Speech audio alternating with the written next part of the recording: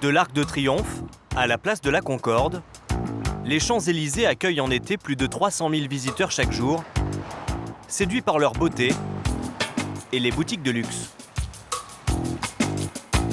Des touristes qui arpentent ces 2 km de trottoir, les poches souvent remplies de billets. Combien avez-vous dépensé aujourd'hui? Moi, j'ai dépensé 3 500 €. Et moi, 1500. Ce flot d'argent liquide attire des centaines de voleurs venus de différents pays d'Europe.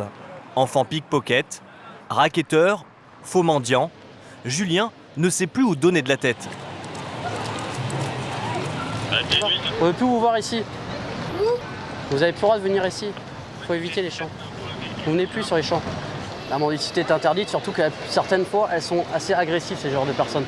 Elles agressent les personnes pour avoir une pièce, elles quémandent, elles insistent lourdement. Et c'est pareil, si elles ont l'opportunité de voler, elles vont pas hésiter. Les touristes, la plupart ont énormément d'argent liquide sur eux. Ils regardent à droite, à gauche, ils font pas attention à leur sac et moindre moment d'inattention, ils en profitent. Julien, gardien de la paix, chasse à longueur de journée les faux mendiants qui détournent l'attention des touristes pour les détrousser. Mais il a aussi affaire à des dizaines de groupes de Roms spécialisés dans l'arnaque à la fausse pétition. Une fausse quête caritative qui est aussi une couverture pour voler. Identity card. Il n'y a pas de papier. Un crayon. Il n'y a pas de papier. Okay. Pas de papier là? Ouvre ton sac. Mon médicament, chewing-gum. Après? Allez-y, partez là. Chef, Non. dernière fois. Allez, dégage. Oui, tu peux arrêter s'il vous plaît. Allez, on va voir. Comme ça. Elles abordent les gens avec un petit papier là, disant qu'elles font partie d'une association sourde des muettes. Et ils essaient d'avoir l'argent. Et pendant que la personne signe ou cherche dans son portefeuille, elles vont profiter pour piquer un portefeuille, un portable, quoi que ce soit. Sans plainte de victimes, impossible de les arrêter. Seule solution, jouer la guerre d'usure en détruisant le matériel. Un geste répété inlassablement par toutes les patrouilles. Ces mendiants et ces pickpockets qui sévissent sur la plus belle avenue du monde sont souvent des femmes et des enfants forcés par leur famille. Avec notre interprète, nous abordons une jeune Rome en caméra cachée. C'est mon mari qui m'oblige à venir mendier ici. Et si tu ne viens pas, est-ce qu'il te bat? Oui, ça peut arriver qu'il me batte. J'aimerais bien changer de vie. Une pression du clan plus forte que la peur du policier. Alors chaque été, la préfecture doit sortir les grands moyens. À pied, en voiture et à cheval. Car l'image des Champs-Élysées est en danger. Au commissariat en bas de l'avenue, c'est le défilé de touristes dépouillés. Cette vacancière égyptienne s'est fait voler papiers et cartes de crédit. Je ne sais pas comment ils font. Ils sont très professionnels, tu ne sens absolument rien. Ici, ils n'arrivent jamais à attraper les voleurs. C'est vraiment très étrange. Un peu plus tard, c'est un couple de Chiliens qui vient porter plainte. Un pickpocket leur a dérobé 200 €. Tenez, signez ici. Puis c'est au tour de 2 touristes indiens. Eux ont perdu beaucoup plus. Bah là, c'est un vol tir basique quoi, dans un magasin, avec de l'argent, une bonne tête de touriste, et puis bah voilà, quoi, il est tombé sur les mauvaises personnes au mauvais endroit et il s'est fait dérober une belle somme. Combien en tout? 3 200 €. Sorry, Désolé, welcome to Paris. bienvenue à Paris. Ah, je vais m'en souvenir de Paris. C'est la première fois de ma vie que je me fais voler de l'argent en 55 ans. L'année dernière, à Paris, 35 000 personnes ont été victimes d'un vol à la tire. Un nombre en très forte augmentation. Paris, l'été, c'est plus de 15 millions de touristes. Avec Londres, c'est la capitale la plus visitée au monde. La plupart des vacanciers visiteront la Tour Eiffel, le monument payant le plus fréquenté de la planète. L'avenue des Champs-Élysées et ses magasins renommés, ou encore la Seine et ses quais en bateau-mouche. Et c'est ensemble que nous allons découvrir les plus beaux monuments de Paris. À Paris, chaque année, le tourisme rapporte 15 milliards d'euros. Japonais, chinois, russes, américains, Près d'un vacancier sur 2 viendrait même spécialement dans la capitale pour le shopping. 22 500 €. Avec une telle fréquentation, sur les Champs-Élysées, le prix du mètre carré est exorbitant. Mais Abdel a trouvé la combine pour y installer son petit business à moindre frais. On ouvre la vitrine. Lionel, lui aussi, mise beaucoup sur le public de l'avenue. Pour tenter de sauver son chiffre d'affaires de l'été, cet apiculteur isérois participe pour la première fois à un marché sur les Champs-Élysées. Vous êtes vraiment charmante. Beautiful. Si Lionel prend soin des vacanciers, dans les quartiers touristiques, des centaines de petits arnaqueurs profitent de leur crédulité. Jeux truqués, prix gonflés, ruses, tous les moyens sont bons pour escroquer les passants. Mais vous aviez dit 15 € pour 2 personnes. Non, c'est 15 € par personne. Christophe, policier à la BAC depuis 10 ans, traque tous les jours ces escrocs. Hé gros! Mets-toi là, dépêche-toi. Oh! Dépêche-toi. Sur l'eau, c'est la brigade fluviale qui veille sur les touristes imprudents. Les incidents sont fréquents. Pour passer de l'autre côté du pont, s'il vous plaît. Des Champs-Élysées à la Tour Eiffel, en passant par les quais de Seine. Voyage chic et étonnant dans le triangle d'or parisien où petit business, arnaque bien rodée et drôle d'histoire rythment le quotidien de l'été. Nous sommes dans le très chic 6e arrondissement de Paris. C'est ici, dans cette petite camionnette, que vit Todor, un solide Bulgare de 45 ans. Bonjour. C'est donc là où vous dormez? Oui, c'est ma maison. Regarde, on est juste à côté de l'église Saint-Sulpice, dans un des quartiers les plus chers de Paris. Tu vois, je change mon t-shirt et ça y est, je suis prêt à aller bosser. Todor vit dans ce camion depuis 3 ans. Voilà ma petite chambre.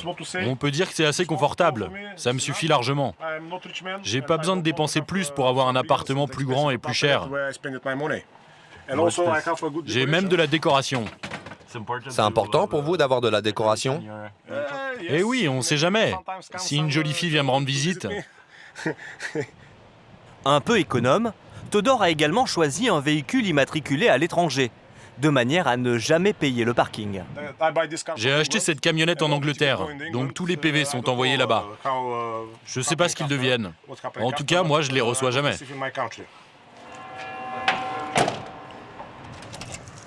Et voilà, ma maison est fermée, on peut y aller. Todor est un as de la débrouille. Et il a monté une petite affaire qui tourne bien l'été. Son bureau se trouve à seulement quelques pas de son vieux camion. Au fond de ce parking privé, Todor possède plusieurs vélos-taxis électriques qu'il loue 30 € par jour à d'autres Bulgares. J'ai 15 vélos, mais en ce moment, j'en loue seulement 5. Par mois, ça me coûte 100 € par vélo de les garer ici. En plus d'être loueur, Todor est lui-même chauffeur. Voici son outil de travail. C'est moi qui ai eu cette idée. J'ai mis des suspensions, comme ça je peux rouler comme une limousine dans la rue. Cette partie, ça vient d'une moto russe. Un vélo-taxi fabriqué maison pour 500 €, sans se préoccuper des lois françaises. Car à l'arrière, il a un moteur électrique illégal. Il est 3 fois trop puissant. Inconscient du danger, Todor transporte les touristes à 50 à l'heure. Pour les attirer, il a installé une sono qui joue de la variété française.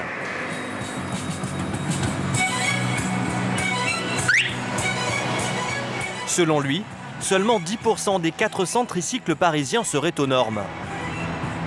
Rares aussi ceux qui respectent le code de la route. Todor slalom entre les voitures, emprunte les rues piétonnes et les trottoirs.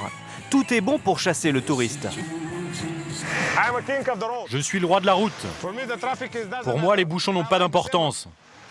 Moi, avec mon vélo, je me faufile partout. Même sur les Champs-Élysées quand il y a plein de voitures. Je vais partout et bien plus vite que n'importe quel taxi.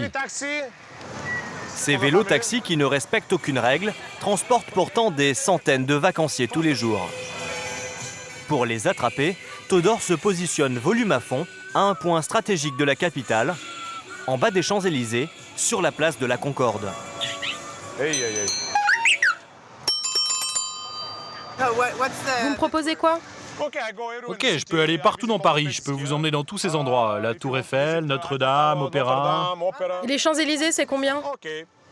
Pour vous, je vous fais un prix. 5 €. Todor, un peu dragueur, a toujours une petite surprise personnalisée pour ses jolies clientes. Vous venez d'où? Du Pérou. Du Pérou? Ah, d'accord. J'ai de la musique pour vous. Je pense que vous allez apprécier. Ah, pas mal.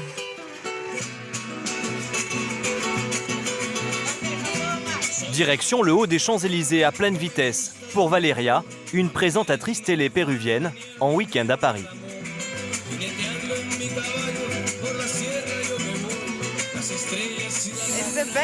C'est le meilleur taxi, le meilleur trajet que j'ai jamais fait. J'ai besoin d'aller chez Chanel après ce petit tour. Vous m'avez dit que vous vouliez aller chez Chanel. Maintenant, vous allez voir la différence avec une voiture. Une voiture, elle peut pas passer ici. Eh bien moi, oui. Et ensuite, si vous voulez, je peux même vous déposer directement dans le magasin. Vous voyez? Bon, je suis arrivée, le trajet est fini. On va entrer chez Chanel. Bisous. Super. Attends, moi aussi je t'embrasse, mais je te fais des bisous à la bulgare.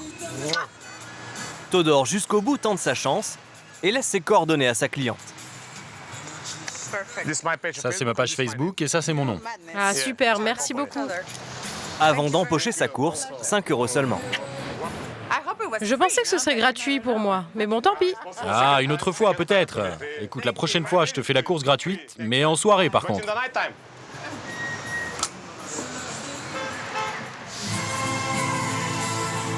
Retour place de la Concorde pour Todor. C'est la mafia bulgare ici.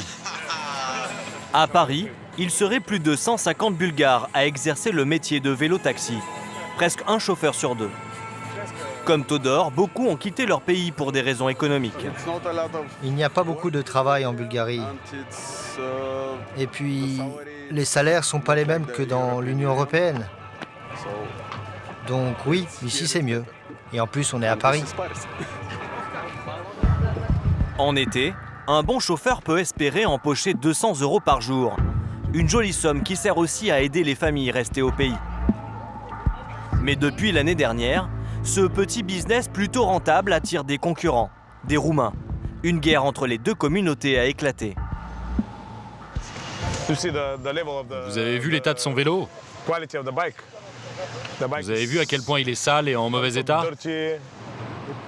En plus d'utiliser des vélos abîmés, les Bulgares accusent les Roumains de voler les touristes et de tuer le métier. Ils mentent sur les prix des trajets. Avant, ils faisaient l'arnaque à la bague en or ou l'arnaque aux fausses pétitions. Ils demandaient de l'argent aux touristes en se faisant passer pour des gens aveugles. Ils mentent en permanence. Les touristes se doutent de rien. Ils pensent que tout est propre ici parce qu'on est à Paris, mais on ne peut pas les tabasser. On est en France. Mais vous avez envie de vous battre avec eux? Oui, bien sûr. Bien sûr qu'on aimerait se battre avec eux. Parce que c'est notre gagne-pain et ces mecs vont tuer le business. Cette rivalité entre les communautés a donné lieu à une guerre de territoire. Les Bulgares travaillent sur la place de la Concorde et sur les Champs-Élysées. Les Roumains, eux, au Trocadéro et à la Tour Eiffel. Pour découvrir leurs arnaques, direction le Champ de Mars. Sur place, il y a un chauffeur français de vélo-taxi. Ils sont quelques dizaines à Paris. Eux aussi sont très remontés contre les Roumains. T'as pas de papier, qu'est-ce que tu racontes, toi, donne des papiers? Vous avez même pas d'assurance sur vos vélos, qui se nous cassent les couilles, toi. La police, tous les jours, ils nous disent de partir à cause de toi. Dégagez, bande de je sais pas quoi, là. Ça, on ne chargerait pas. On ne chargerait pas de toute façon. Toi, voleuse, toi, casse-toi. Mais bien sûr, c'est des voleuses, ces gens-là, ils ont pas de papier, ils ont rien du tout, ils ont même pas d'assurance. Et après, ils parlent avec nous. Ils nous tuent le business. Dégage. Mais quelle assurance tu parles? Vous êtes 40 à avoir la même assurance. Alors, dégage. Si demain, t'as un accident avec des gens, qu'est-ce qui se passe? Tu vas en prison. Selon ce conducteur, les Roumains ne seraient pas assurés. Nous demandons à l'un d'entre eux s'il veut bien nous montrer son attestation d'assurance. L'homme nous présente un document provenant d'un assureur, Mais celui-ci n'a aucune valeur. Ce n'est pas une attestation, mais un simple devis. De nombreux touristes seraient donc transportés sans protection. Quant aux arnaques annoncées par les Bulgares, nous allons tenter de les découvrir en nous faisant passer pour des vacanciers espagnols. Pour aller place de la Concorde, c'est combien? 15. Combien vous dites? 15 €. 15 €. Ok, on y va. La femme annonce 15 € la course. Mais 10 minutes plus tard, arrivé place de la Concorde, le prix du trajet a doublé. Alors, combien on vous doit? On vous doit 15 €? Non, c'est 15 par personne. Comment? Oui, c'est 15 par personne. Mais vous aviez dit 15 pour le trajet. Une personne, c'est 15 €. Non, vous aviez dit 15 pour tout le trajet et non par personne. Cette arnaque est parfois très douloureuse pour certains touristes. Ces Australiens ont payé 105 € pour 7, au lieu des 25 négociés, pour un trajet de seulement 2 km. Ils nous ont pris à la Tour Eiffel et nous ont dit que ça serait 25 € pour nous 7. Mais arrivés ici, ils ont essayé de nous faire payer 25 par personne. On s'est vraiment fait arnaquer, c'est très désagréable. Avec ces sommes amassées, chaque mois, les conducteurs mal intentionnés se font plusieurs milliers d'euros. Un petit pactole pour ces familles pauvres. Si bien qu'au pied de la Tour Eiffel, les vélos-taxis roumains ont envahi les lieux et perturbent la circulation. Un casse-tête pour les policiers car aucune loi ne leur interdit de circuler. Seul le stationnement sauvage est répréhensible. Autour de la Dame de Fer, une autre arnaque fait de nombreuses victimes. Le bonneto. Un manipulateur mélange 3 palets. Il faut découvrir celui qui a une marque blanche. En cas de victoire, la mise de 50 € est doublée. Pour inciter les touristes à miser, les complices gagnent à tous les coups.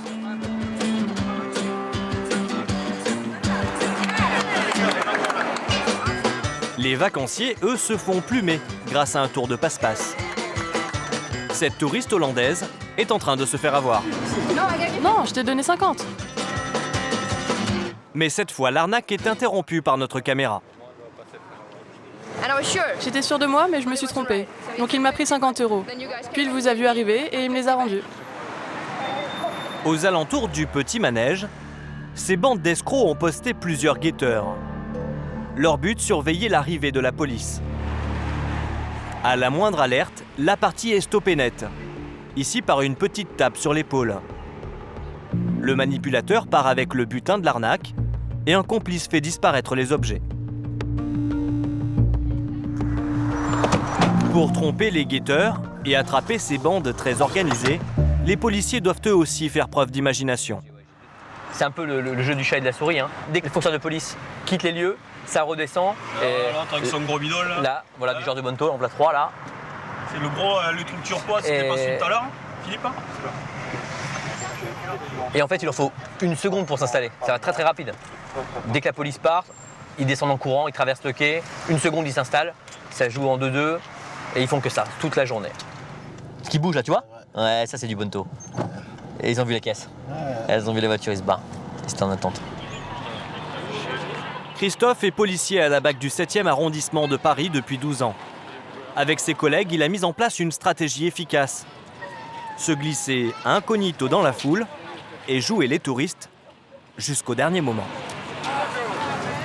Mets-toi là, dépêche-toi. Oh! Dépêche-toi. Toute la bande est arrêtée, le matériel est saisi. Fausse joueuse. Faux joueur. Le chouf. Depuis, ils ont des gobelets. Là, bon, c'est un peu le même système. Hein. Il doit avoir la boule en mousse qui doit traîner quelque part. Il fait son jeu comme ça, là. Il y a même des poches, enlève. Il y a même tes poches, là. T'as de l'argent, toi? Argent? T'en as encore, toi, de l'argent? Toi, argent. T'as rien du tout, toi? Sur eux, les policiers découvrent une belle somme d'argent. Certainement le produit de l'arnaque. Il avait 230, 100, ça fait 330. Lui, il a 100, 430. Il y a un peu plus de 400 €. Une belle équipe, ça fonctionne bien. Hein. On a des équipes qui font jusqu'à 2000 € par jour. Avec seulement 400 €, cette équipe ne devait être qu'au début de sa journée. Car d'après Christophe, ces individus ne sont pas des débutants. Oui, on est déjà interpellé plusieurs fois, toute la bande là. C'est des grands habitués du Pont d'Iéna.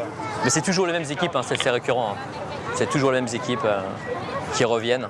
Là, dans pas longtemps, ils vont s'en aller. Hein. Ils partent écumer un peu les régions un peu plus chaudes. Ils partent dans le sud de l'Europe. Certains rentrent au pays pour ramener l'argent. Et sinon, ils vont partir en Espagne. Beaucoup en Espagne. Et ils reviennent au printemps. Allez, go! Dans le passé, les manipulateurs de Bonneto risquaient 5 ans de prison et 375 000 € d'amende pour escroquerie. Mais il y a un an, la Cour d'appel de Paris a estimé qu'il s'agissait simplement de l'organisation de jeux de hasard sans autorisation. Un délit aux peines beaucoup moins lourdes, seulement 6 mois de prison et 7 500 € d'amende. L'équipe arrêtée ce jour-là écopera d'un simple rappel à la loi. Bien loin des arnaques, les premiers à bénéficier de cet afflux de touristes, ce sont les commerçants. Mais le prix des boutiques s'envole. Avec 20 millions de touristes, de clients potentiels chaque année, les Champs-Élysées sont la 3e avenue la plus chère au monde. Certaines grandes enseignes ne peuvent même plus s'offrir de tels emplacements. Je suis un peu speed, donc je marche un peu dans la rue, hein, il y a Versailles. Mais Abdel, lui, a réussi avec une combine. Et ses affaires fonctionnent bien. Tu mets la rouge, McLaren, noir, jaune.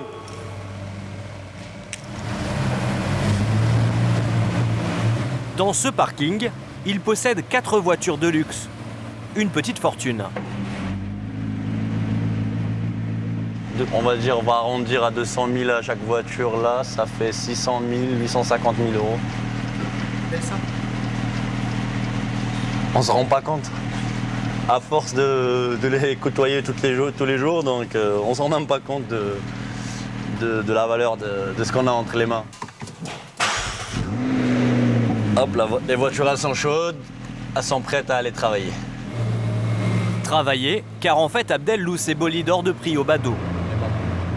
Pour les obtenir, il a dû s'associer à un homme d'affaires et souscrire un leasing. Et sa combine, pour avoir une belle vitrine, est toute simple. Avec ses 2 vieilles voitures, il bloque un emplacement de premier choix qu'il s'est attribué. Une quinzaine de mètres de long environ, directement aux abords des Champs-Élysées. Vers midi, à l'ouverture de son commerce, les 2 véhicules disparaissent comme par magie. À la place, il y a un collègue d'Abdel.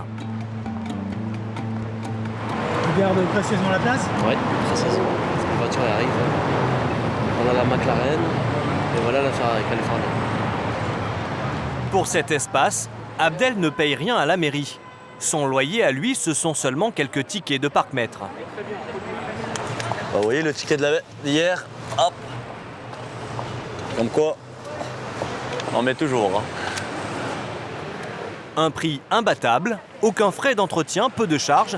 Il fallait juste y penser. Donc ça, c'est un emplacement payant.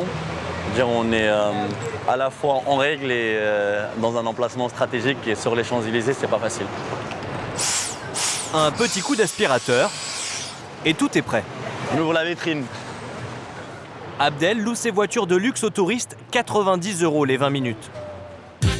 Un jackpot, car sur l'avenue, ils sont des centaines de vacanciers à s'arrêter tous les jours pour admirer les bolides. Cet Italien vient de réserver la Ferrari pour 1 heure. C'est un habitué. Oui, de temps en temps, je prends une voiture. J'aime bien, c'est ma passion.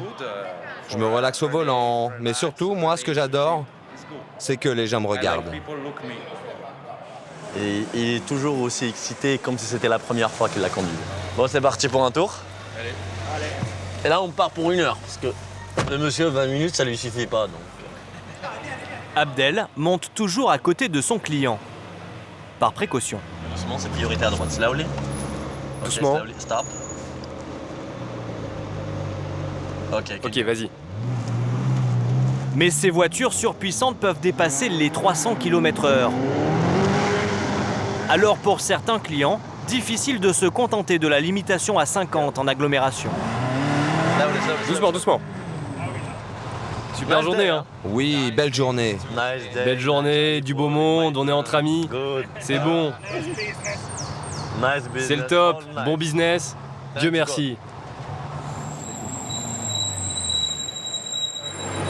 Super balade dans une ville magnifique, avec des voitures incroyables, comme à chaque fois. Toi aussi, t'es incroyable, Emmanuel. Merci beaucoup, mon ami. Mais de rien. Pour ce tour d'une heure, Abdel empoche 250 € en cash.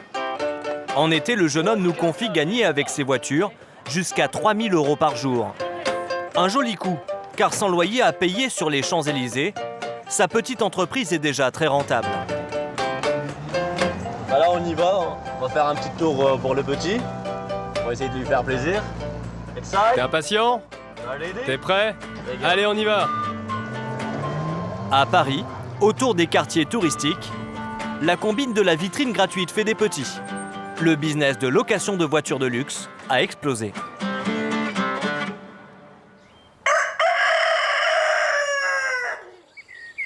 À 500 km de la capitale, en Isère, un homme armé d'un enfumoir mise lui aussi beaucoup sur les Champs-Élysées. Ah, elles sont méchantes là. Putain les garces, je me fais bouffer là. J'ai pas la bonne combinaison. Vous vous faites piquer où? Oh, une dizaine de fois là, facile. Où ça?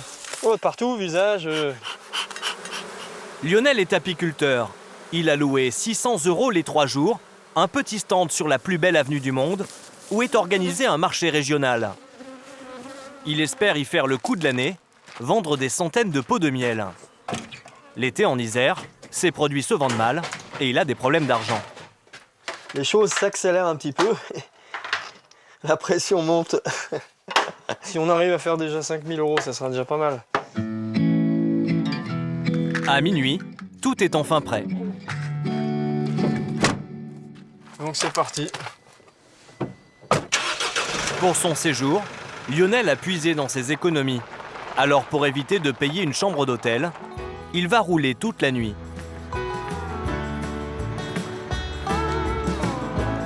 Après 6 heures de route, il arrive à Paris. Ah, rouler sur des pavés, c'est pas évident, hein. Magnifique, là, on voit la tour Eiffel. Je l'avais jamais vu sous cet angle-là. En plus, avec la lune, c'est magnifique. Le marché est installé en bas de l'avenue des Champs-Élysées. À 150 mètres, tournez à droite sur l'avenue Winston Churchill. Ah, il y a déjà des exposants qui sont arrivés, là. Ah, ils sont là, les parasols. Lionel va enfin découvrir son emplacement sur lequel il a tout misé. Donc c'est ici, là. Mais pourquoi il y a S36-2? Mais c'est la déception. Hein? Il est minuscule. C'est pas possible de travailler dans ces conditions. Là. Voilà, bah, je vais être complètement écrasé par rapport à la restauration. Et il va me rester 1 mètre. 1 mètre sur... c'est pas possible. Moi, il va me rester ça. 70 cm. Lionel est coincé derrière ce camion et ce comptoir en bois. Il a très peur de passer complètement inaperçu des touristes et de s'être fait avoir. Je vais avoir 0 visibilité. Je sais même pas si les gens vont oser venir ici. 600 € pour 70 cm de large. Il fait appeler une organisatrice et tente un coup de bluff. Ici, il va y avoir énormément de monde. Et si je laisse ma place à quelqu'un, il est possible de me rembourser le stand? Ça va être difficile. Ouais. Ça va être difficile là ce matin. On peut essayer de voir après, mais en fait, on n'a personne. Avec cette menace de quitter les lieux, 10 minutes plus tard, l'apiculteur obtient gain de cause. Les organisateurs décalent tous les stands pour lui faire une jolie place directement sur l'allée. Il faut maintenant tout déballer. Les premiers touristes ne vont pas tarder. Là, on a 2 heures devant nous, allez. C'est chaud? Ouais, va falloir courir, ouais. Va falloir traîner, ouais. Ça, c'est clair. Ouais, Jean-Marc, il nous faut des petites ruchettes, ouais, c'est bien. 10 heures, c'est l'ouverture officielle du marché. Venus de Corrèze, de Savoie ou encore d'Alsace, 120 petits producteurs vont pendant 3 jours donner de la voix pour écouler leurs marchandises. Fabrication artisanale, sans conservateur et sans colorant. Les Champs-Élysées prennent des airs de campagne. C'est de la cuisse de belle-mère. C'est pas de la belle-mère qui traîne devant les feux de l'amour dans la Stop Model. On est bien d'accord. Look, the meat. You like? Et voilà, tout le monde aime la cuisse de belle-mère. Cuisse de belle-mère en anglais. Ah, cuisse de belle-mère. It's the same. Pour tous ces petits producteurs, c'est une occasion unique de faire découvrir leurs produits aux touristes du monde entier. Ok, allez-y. Mais encore faut-il maîtriser les langues. Vous voulez savoir d'où je viens? Regardez. Costa Rica. Costa Rica. Ah. Vous parlez espagnol, Lionel? Oh là, non. Autopista. Je connais que ça, Autopista. Merci. Merci beaucoup. Un petit miel de lavande, mesdames. Lionel a retrouvé le sourire, mais ça ne va pas durer. Dans l'après-midi, le temps se dégrade. Regardez, vous voyez? Le risque que ça se trempe tout et que ça se casse tout. Lionel craint de perdre son stock. Il décide de plier bagages 2 heures avant la fin de la journée. Parce que regardez les parasols. Regardez, ça couvre même pas les stands. Là, on va se faire. S'il y a une pluie, là, on n'est même pas couvert. On a des moitiés de stands. On paye ça 1200 € à 2 pour avoir aucune sécurité. Non, mais on remballe tout, Jean-Marie, on s'en va. On remballe tout. Ouais. L'apiculteur n'a vendu que 50 pots de miel la première journée. Il est très loin de son objectif et voit tout en noir. Il vaut mieux vivre à la campagne, je te dis. Hein. Je suis bien mieux avec mes abeilles et ma verdure. Là, j'étouffe, je suis en train de mourir. Là. Je suis en train de mourir ici. Pas possible, hein. Faut se barrer. Hein.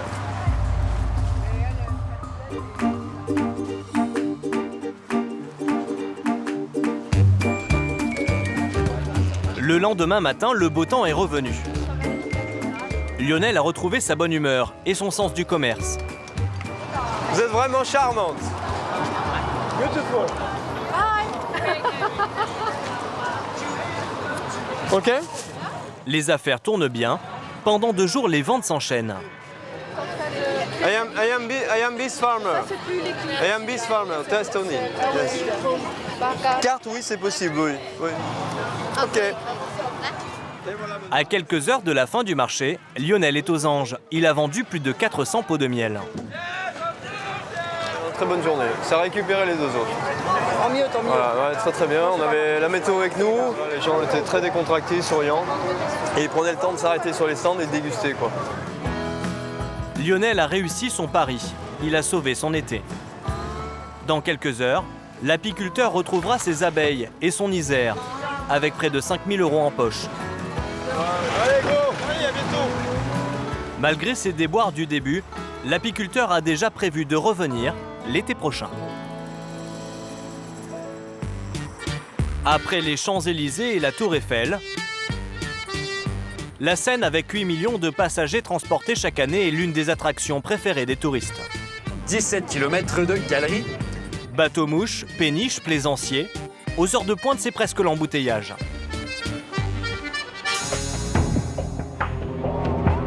Pour veiller sur les 13 km parisiens du fleuve, en 1900 a été créée la brigade fluviale.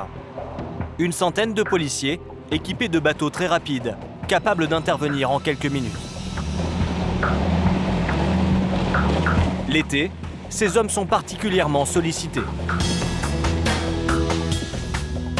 L'été, c'est l'insouciance des beaux jours. Donc les gens ont tendance à, entre guillemets, à se lâcher un peu, quoi. Donc nous, on est là pour veiller à ce qu'ils ne se lâchent pas de trop. Philippe est policier à la brigade fluviale depuis 22 ans. De juin à septembre, il s'attend à tout type d'intervention. On a plus de petits problèmes, du style les baignades en Seine, les chiens qui peuvent tomber dans l'eau. Quelquefois, on récupère même des objets qui flottent pour rendre service aux gens afin qu'ils les récupèrent. Ça nous permet qu'eux ne sautent pas dans l'eau pour aller les chercher. Cet après-midi, il est appelé pour une péniche de 22 mètres à la dérive. Ouais, nous sommes juste derrière vous. On va monter à bord, on va vous ramener sur le quai là. Donc là, on a ce bateau-là qui vient de nous appeler sur la VHF comme quoi il était en panne moteur. Donc on va monter à bord et on va voir ce qu'il y a, on va le ramener à quai. La péniche est en train de se positionner en travers de la Seine. Le risque, qu'elle heurte un bateau-mouche. Les hommes de Philippe vont tenter de stopper sa perdition. Le pilote du Zodiac pousse l'arrière contre une barge, à quai.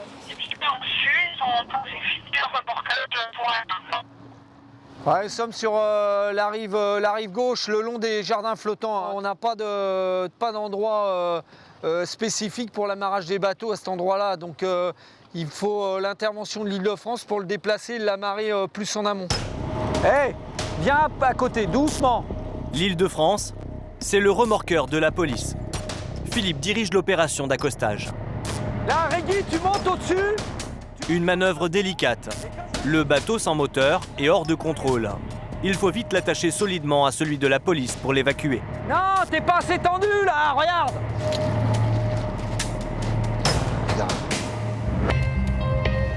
Le remorqueur de la police peut maintenant escorter la péniche en lieu sûr. Reste là-bas. Reste sur le bateau. On va le mettre au bollard après l'échelle, là, tu vois, juste avant l'espèce de truc vert, là. Il y a un bollard, là. On va le mettre là. Une fois tout le monde en sécurité, Philippe décide de contrôler l'embarcation. On va commencer le contrôle.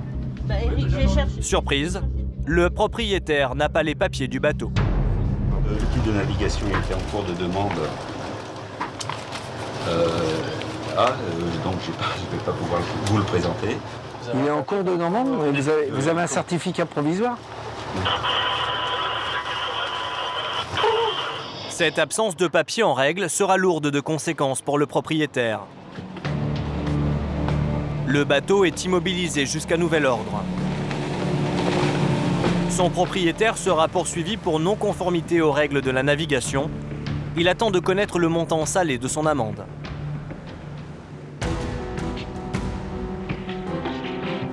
Mais pour Philippe, la journée est loin d'être terminée. À la tombée de la nuit, il repart en patrouille. Son inquiétude, les milliers de fêtards qui rejoignent les quais le week-end. Samedi soir, on craint surtout les personnes qui tombent dans l'eau, au vu du monde qui se promène sur les quais, qui fait la fête, et notamment l'été quand il fait beau. Donc ça reste une journée qui est plus sous tension pour nous. Pour passer de l'autre côté du pont, s'il vous plaît. Merci.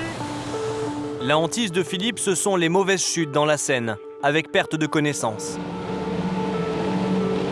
Pour nous, ça peut se terminer en une plongée de recherche avec une personne qui est tombée au fond et qu'on va rechercher. Peut-être, s'il a de la chance, qu'on va retrouver rapidement. S'il n'a pas de chance, qu'on retrouvera peut-être 3-4 jours après. À 23h, les bords de Seine sont bondés de touristes et de Parisiens.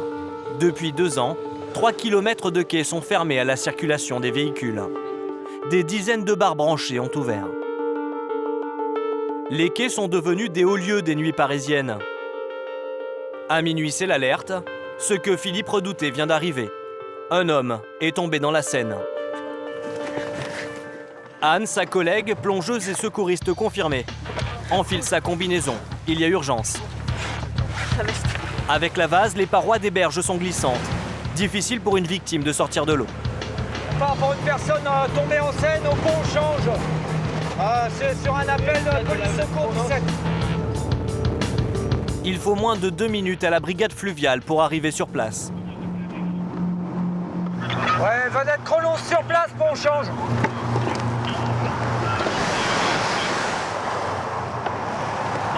Mais aujourd'hui, les policiers font face à une difficulté supplémentaire.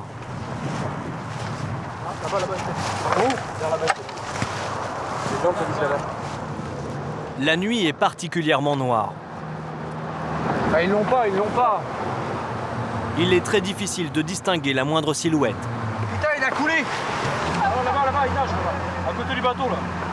Tu le vois, là? Oui. Non, je le vois pas. Pourquoi, Thomas? L'homme est finalement repéré le long de ce bateau-mouche. Anne se jette à l'eau.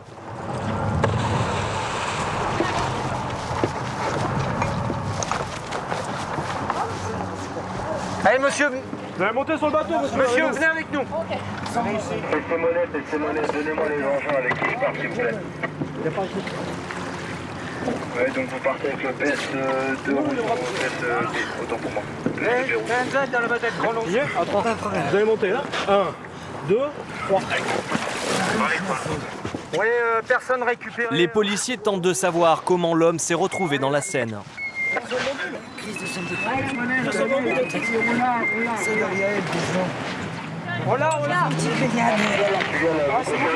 La victime tient des propos incohérents. L'homme, manifestement ivre et drogué, est pris en charge par une équipe de pompiers appelée en renfort. Une petite baignade.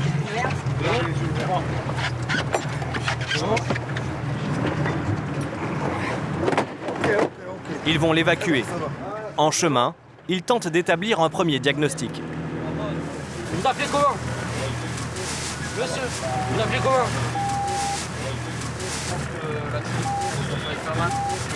Mais là, comme je suis Vous avez sauté d'où? C'est le sang-froid comme les crocos. Ok. Est-ce que vous avez une maladie? Donc après, ça monte à 40, 41. Vous avez une maladie ou pas? Vous avez une maladie? Est-ce que vous pouvez... Négatif sur toute la nuit. Restez comme ça. Je prends votre pouls, d'accord? Pourquoi vous avez plongé? J'ai plongé parce que je m'entraîne en ce moment. Je fais des entraînements de respiration, de voix, etc. Le jeune homme est en plein délire, il va être hospitalisé. Ce soir, le naufragé a eu de la chance. Il a la vie sauve et Philippe est indulgent. Il ne le verbalisera pas à hauteur de 38 € pour baignade interdite. Donc là, nous, si c'est un saut volontaire, c'est une verbalisation. Si c'est une tentative de suicide, on ne verbalise pas. Donc là, ça a l'air d'être indépendant de sa volonté. Donc il sera, je pense, pas verbalisé. Chaque année, la brigade fluviale vient en aide à 110 embarcations en détresse et sauve 250 personnes de la noyade.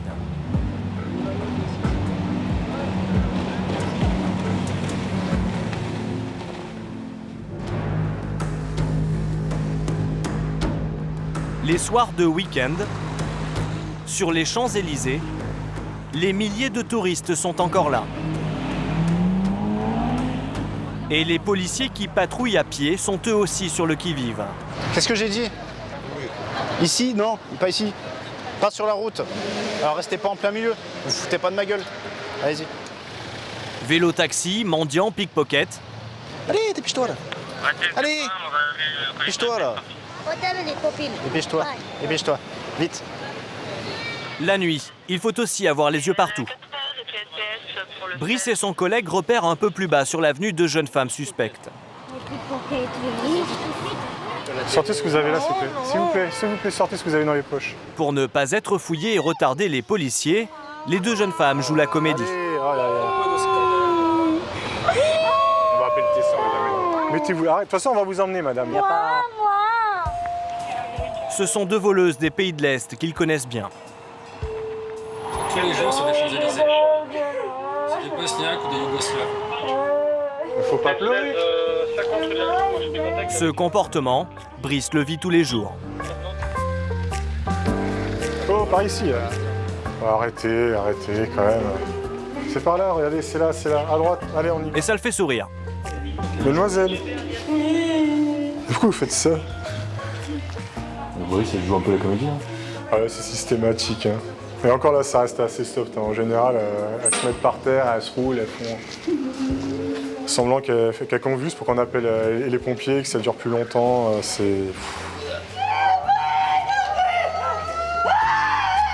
Voyant que le policier reste insensible, l'une des deux femmes transforme ses pleurs en crise de nerfs. Allez! Objectif, décourager Brice de la contrôler la prochaine fois. C'est où? Dans leurs affaires, 2 téléphones portables, peut-être volés. Vous l'avez acheté où?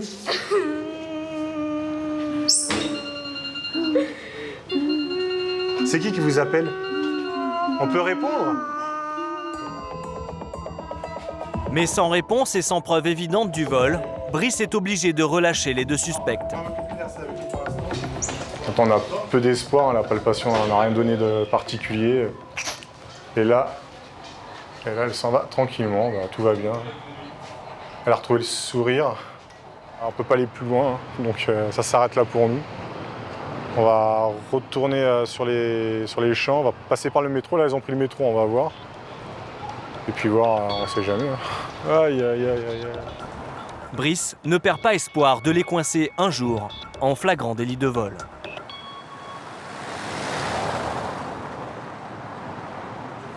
Un peu plus tard, sur les Champs-Élysées, ses collègues font face à un autre problème. Des jeunes qui terminent leur soirée fortement alcoolisés.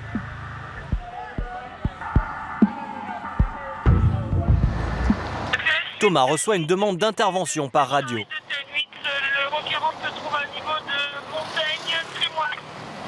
Ouais, c'est pris. À 2 pas de l'avenue, 2 jeunes en couple auraient déclenché une altercation avec un chauffeur de taxi. Bonjour. Qu'est-ce qui se passe? Celui qui m'a dit c'est la Attendez, s'il vous plaît, s'il vous plaît. Il a mis un coup à la fille. S'il vous plaît, merci. Intervenez sur le trottoir. L'histoire est confuse. Thomas sépare les protagonistes et prend le chauffeur à part pour tenter de démêler le vrai du faux. Il y a eu des échanges de coups ou pas? Il m'a donné un coup de poing dans la figure. Qui, le monsieur? Le monsieur. D'accord, vous, est-ce que vous avez mis une gifle? Oui, je lui donne. D'accord. Restez là, s'il vous plaît. Restez là, restez là, restez là. Le jeune homme aurait frappé le chauffeur de taxi qui aurait involontairement heurté sa compagne. Puis le couple aurait décidé de ne pas payer la course. Je me prends un coup derrière, en plus de ça, je dois payer une course et repayer une course derrière pour rentrer chez moi. Vous payez la course que vous avez faite. Monsieur, il ne veut pas déposer plainte, vous voulez pas non plus, voilà, ça s'arrête là. Vous énervez pas, vous en foutez, c'est bon. Sans dépôt de plainte, le policier tente de régler la situation à l'amiable. Elle vous doit combien exactement pour la course qu'elle a faite là? Je crois dans les 18-19 € à peu près, près de 20 €. De combien? Vous venez avec moi s'il vous plaît pour régler le monsieur? Monsieur? Le couple est décidé à payer, mais le chauffeur de taxi en demande maintenant beaucoup plus. Il souhaite être indemnisé pour ses vêtements déchirés dans l'altercation. Est-ce qu'alors là, non, vous payez ma chemise, évidemment. Donc votre chemise, elle coûte combien? Il faut me donner 40 €, c'est 40 €. Voilà, 40 € et la la course, c'est voilà. Je suis désolé, je suis en train de demander le ticket de caisse. Si vous donne 40 €, vous y allez, ça s'arrête là? Oui, s'il me donne 40 €, il aura gagné. Laisse-le, il va gagner, il sera content, il va rentrer chez lui, il fera plus 40 €. Il sera content. 40 €. Moi, je donne ma carte. Il est là, tiens, voilà. Mais les choses vont mal tourner. C'est pas comme... Non, non, mais... En chemin vers le distributeur de billets, allez, le jeune homme change d'avis et veut en découdre avec les policiers. Il tente de les frapper. Tu te calmes maintenant. Je te calme. Pose-toi là. Hey, il y a ma carte. Allez, pousse-toi. Hey, il y a ma carte. Tu poses là, c'est bon, j'en ai marre. Arrêtez de me pousser. C'est bon, main dans le dos là, j'en ai marre là. Non, non, hey, hey. Allez, donne ta main. Hey, hey, hey. Donne ta main, putain là. C'est bon. Il est aussitôt embarqué. Comme quoi, il suffit de rien pour que ça dérape. Comme quoi l'alcool. Mais nouveau rebondissement. Pendant le contrôle de son identité, les policiers apprennent par radio que l'individu est fils de diplomate. Monsieur va repartir. Quoi? Bah ouais, unité diplomatique. Et donc, c'est quoi la suite? Malgré les faits, il doit être relâché sur le champ. Calme-toi. Putain, ça, c'est un truc à me rendre fou, ça. C'est bon C'est bon. Ok, bah, il peut y aller, monsieur. Il peut aller prendre un taxi. Merci beaucoup pour la balayette. De rien, bonne soirée. Allez, bonne soirée. Protégé par son statut, le jeune homme échappe à toute poursuite judiciaire. N'importe quoi, j'ai jamais vu ça, moi. Il n'y a que sur Paris qu'on voit ça. Ça s'arrêtera là, quoi. Parce que monsieur a une unité diplomatique. Donc ça, on peut rien faire? Non. Là, non. C'est un peu dépité que Thomas repart patrouiller sur les Champs-Élysées.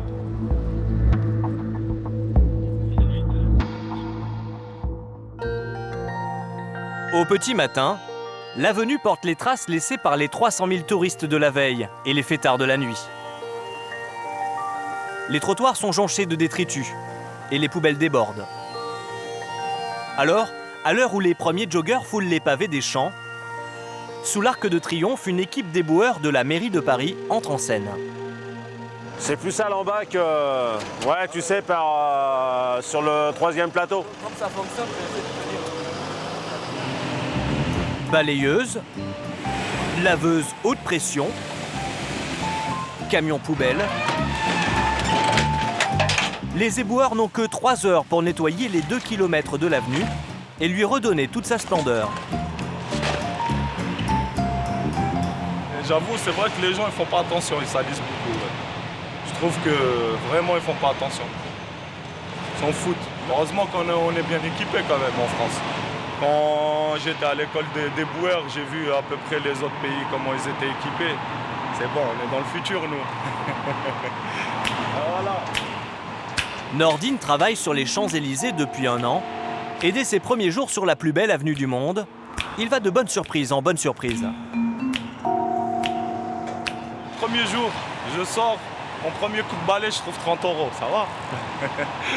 Il y a aussi un objet qu'il porte tous les jours. C'est bien, ce bracelet-là. Pas mal, non? Et ce n'est pas tout. J'ai trouvé un bon portefeuille. À Louis Vuitton, j'ai été voir combien il valait 430 €. J'ai donné à mon grand frère, il l'a perdu avec 1000 € à l'intérieur. Pour les éboueurs de Paris, les Champs-Élysées ont des airs de cornes d'abondance. Il y a des collègues, ils ont trouvé des vraies sommes. Hein. 1800 €, 16 000 € ils ont trouvé aussi à la déchetterie là, à Faber. Moi j'ai rien, j'ai trouvé que des 20 €, 5 €, 30 €, ça va. Je vais boire le café avec les collègues, je leur paye des trucs et voilà. Travailler comme éboueur sur les Champs-Élysées a aussi d'autres petits avantages. Celui de croiser des stars, souvent bienveillantes. Donc les gens, ils ont quand même des petites attentions alors? Ouais, bien sûr. Même des collègues à moi, il y a des gens... Bah, par exemple, un pote à moi, il était dans le 7e avant. Qui c'est qui s'est arrêté un matin? C'était, comment ça s'appelle? Alain Delon. Alain Delon, il lui a donné 50 €. Il pleuvait, tout ça, il s'est arrêté. Il lui a donné... Ils ont discuté, ils ont rigolé, parti. De quoi garder le sourire. Champs-Élysées. Chaque matin, Nordine et ses collègues marchent chacun près de 12 km pour ramasser les nombreux déchets. Mais les Champs-Élysées demandent beaucoup d'attention pour rester présentables toute la journée. Alors après les employés municipaux du matin, c'est une société privée qui prend le relais jusqu'au soir. Plus aucun déchet ne doit traîner, sinon, gare à la sanction. Une fois par mois, un fonctionnaire de la mairie vient inspecter les lieux à l'improviste. Bonjour, ça va bien? Ça va? Il ne va faire aucun cadeau à la société de nettoyage. Celle-ci n'est prévenue qu'1 heure à l'avance, juste le temps pour son représentant d'arriver sur place. Tout commence par un petit jeu. Alors? Un tirage au sort. Les 4? Allez. D'un coup? Ouais, allez-y. Donc là, on a 2, 10, 31, 37. Le suivant. Le M. Le représentant de la société de nettoyage vient de tirer au hasard 4 secteurs des Champs-Élysées dont la propreté va être contrôlée. Et sur ces secteurs, maintenant, on va aller compter le nombre de déchets. Donc suivant les déchets, il y a un nombre de points et il faut qu'ils arrivent en dessous de 40. Sinon, ils sont pénalisés. On est parti! Les Champs-Élysées sont divisés en 43 zones de 1000 m², dont la délimitation est très précise. Donc du 4e arbre jusqu'au 2e candélabre.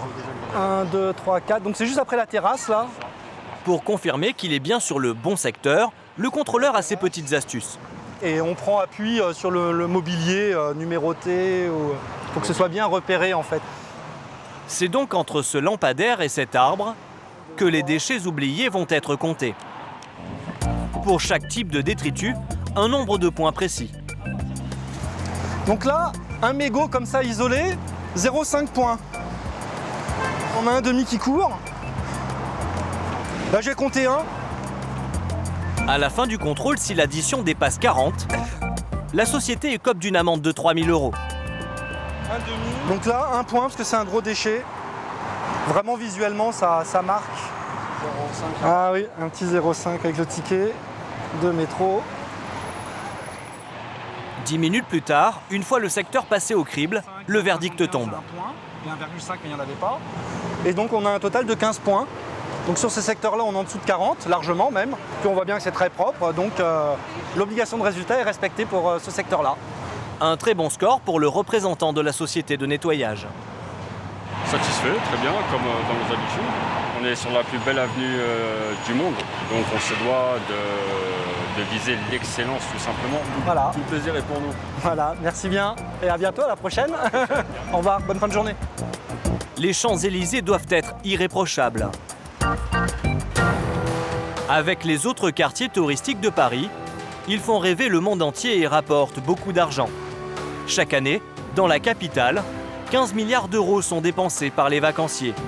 Une somme colossale qui fait travailler 500 000 personnes.